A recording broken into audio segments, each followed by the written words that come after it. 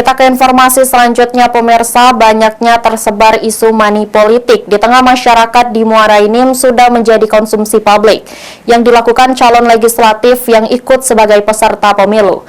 Terkait isu tersebut, Bawaslu belum menerima laporan dan adanya temuan di lapangan.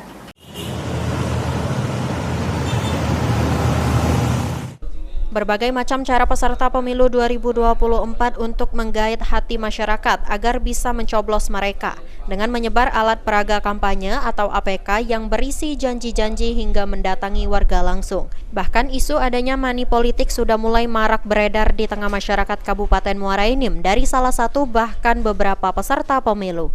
Isu yang beredar kalau ada calon legislatif DPRD Kabupaten Muara Enim yang akan memberikan ongkos sejumlah nominal kepada warga yang mau mencoblosnya saat hari pemungutan suara.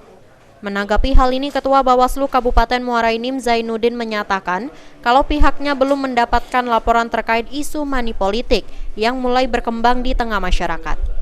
Jika ada yang melaporkan adanya indikasi atau dugaan money politik, pihaknya akan melakukan peninjauan dan mencari fakta di lapangan. Apalagi jika pelapor menyertakan bukti terkait isu tersebut, pihaknya akan melakukan tindakan. Terkait isu ini ya kami belum ada laporan. Andai pun ada laporan akan kami tindaki, kami sangat berterima kasih. Ini akan kami jadikan semacam informasi awal.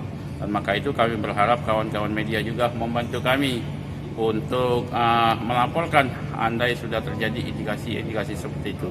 Dan insya Allah jajaran kami akan siap memantau seluruh pergerakan ataupun aktivitas yang terjadi di kecamatan masing-masing maupun di desa masing-masing.